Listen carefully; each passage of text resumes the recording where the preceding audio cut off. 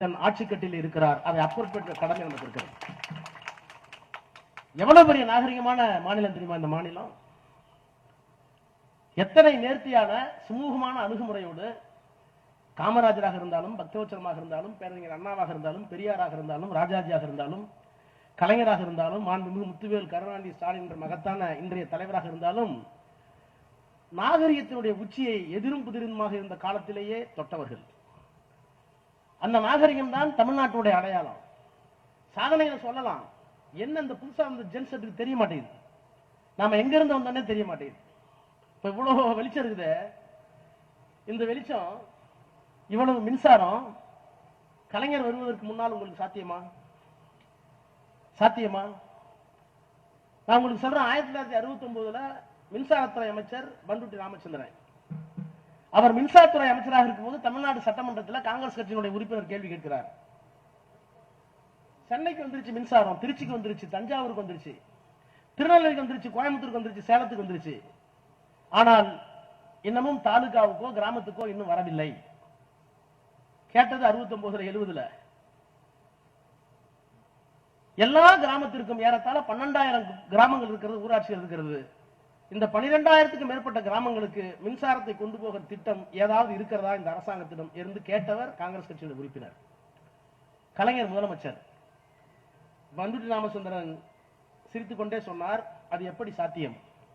எத்தனை கிராமங்கள் இருக்கிறது, எத்தனை கம்பங்கள் நட வேண்டும், எவ்வளவு கம்பி வேண்டும், எத்தனை மேன் பவர் ஆட்கள் வேணும், இவற்றையெல்லாம் செய்ய முடிக்க இப்போது இயலுமா என்றால் அப்படின்னு சொன்னார்.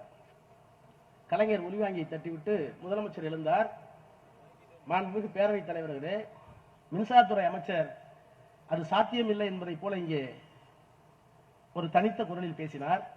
மனம் இருந்தால் மார்க்கம் உண்டு. என்னுடைய ஆட்சி 5 ஆண்டு காலம் நிறைவு செய்வதற்கு முன்பாக தமிழ்நாட்டில் எல்லா கிராமத்திற்கும் மின்சாரத்தை கொண்டு போய் சேர்ப்பேன் என்று சூளுரைத்து மின்சாரத்தை கொண்டு போனவர். முரசொலிக்கு தெரியும். இப்போ 2022 மோடி நாடாளுமன்றத்தில் 56 இன்ச்சு, சீனாவுக்கு பயப்பட மாட்டேன், பாகிஸ்தானுக்கு சொல்றார். எங்கள் ஆட்சியினுடைய சாதனை என்ன தெரியுமா? காங்கிரஸ்காரர்கள் 75 ஆண்டுகள் 70 ஆண்டுகள் இந்தியாவை ஆண்டார்கள். நான் ஆட்சி பொறுப்பை ஏற்கிற போது 85,000 கிராமங்களுக்கு கரண்ட் இல்ல. எப்போ? 2022. அதை கொடுத்தது இந்த மோடி தான் அப்படின்னு சொல்றாரு. நான் எந்திரிச்சு சொன்னேன், இது உங்களுக்கு ஒரு பெருமையா? மோடி அவர்களே, உங்களுக்கு ஒரு பெருமையா? 1970-71 தமிழ்நாடு இருக்கிற அத்தனை கிராமங்களுக்கும் கொண்டு போய் சேர்த்தவர்கள் நாங்கள். உன் தகராறு காங்கிரஸ் வச்சுக்க, எங்கள்கிட்ட வச்சுக்காத. ஆச்சரியத்தோடு பார்த்தார்கள் நாடாளுமன்றம். இதெல்லாம் நீங்க சொல்லி தெரிய வேண்டியதில்லை, வரலாறு நீங்க எடுத்து பார்த்தீங்கன்னா போதும். பசங்களுக்கு போய் சேரல. பட்டுக்கோட்டை கல்யாண சுந்தர் 59 இறந்து போயிட்டார். சிவப்பு சிந்தனைக்குள்ள ஒரு கவிஞர். ஆளும் வளரணும், அறிவும் வளரணும், அதுதான்டா வளர்ச்சின்னு இப்ப இருந்தா அவர் பாடிப்பார் சட்டசபைக்குள்ள. 59 செத்து போயிட்டார். கலைஞர் முதலமைச்சர். இன்றைக்கு நம்ம பள்ளிவாணி ஒத்துக்குவாரு. இன்னைக்கு மேற்கு வங்காளத்துல சைக்கிள் இருக்காதுல்ல, இன்னைக்கு மேற்கு வங்காளத்துல கை மனுஷன் வச்சிருக்கிற ரிக்ஷா மேற்கு வங்காளத்துல ஒரு மூலையில் இருக்கு. கல்கட்டா அப்படியே இருக்கு. சைக்கிள் ரிக்ஷாவும் இருக்கு, மனுஷன் வச்சு இருப்பான். 54-55 பட்டுக்கோட்டை கல்யாண சுந்தர் ஒரு கவிதை எழுதினார், பாட்டு. நாடி தளர்ந்தவங்க, பாடி கணத்தவங்க, நல்லவங்க கெட்டவங்க, நம்ப முடியாதவங்க, ஓடி கலைச்சவங்க, அத்தனை பேரையும் மாடா வச்சு இழுக்கிறோம் ரோட்டுல. எங்க வாழ்க்கை கிடக்கு, வேகமா இழுக்கிறோம் நாங்க, ஆனால் எங்கள் வாழ்க்கை கிடக்குது ரோட்டோரமா. அந்த பாடலை படித்து விட்டு மணலி கந்தசாமி கொண்டு போய் கலைஞர் கொடுத்தாராம். ஆட்சி பொறுப்பிற்கு வந்தவுடன் இந்தியாவில் இனிமேல் மனிதனே வைத்து இழுக்கின்ற கை ரிக்ஷாவை ஒழித்துவிட்டு சைக்கிள் ரிக்ஷாவை இந்தியாவில் முதலாக உருவாக்கி தந்தவர் கலைஞர். இதெல்லாம் புது பசங்களுக்கு தெரிய மாட்டேங்குது.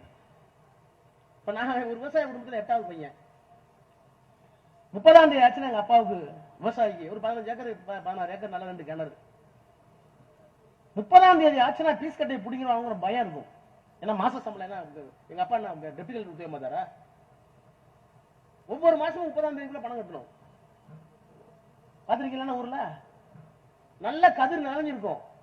நிறைஞ்சிருக்கிற கதிர்ல பீஸ் கட்டை பிடிக்க போடுவான். பக்கத்து வீட்டுக்காரன் கெஞ்சி அங்க இருந்து ஒரு கடன் வாங்கணும் தண்ணி. இல்லைன்னா அண்டா வைக்கணும், குண்டா வைக்கணும். என்ன கேட்டாங்க?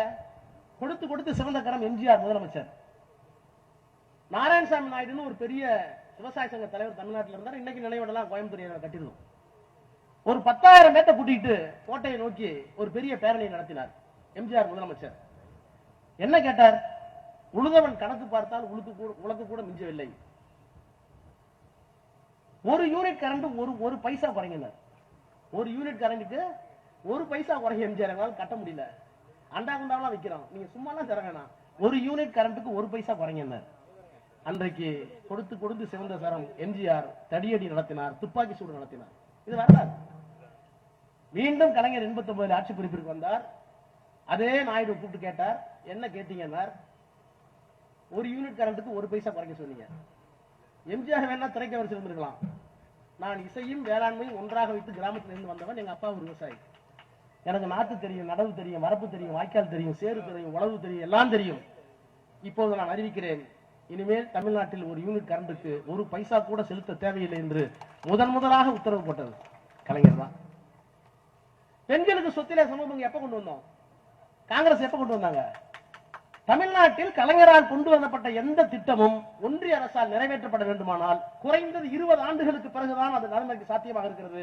20 ஆண்டுகளுக்கு முன்னாவே இந்திய அரசுக்கு முன்னால் தமிழ்நாட்டில் அப்படிப்பட்ட புரட்சிகரமான திட்டங்களை தந்த ஒரே ஒரு தலைவன் டாக்டர் கலைஞர்.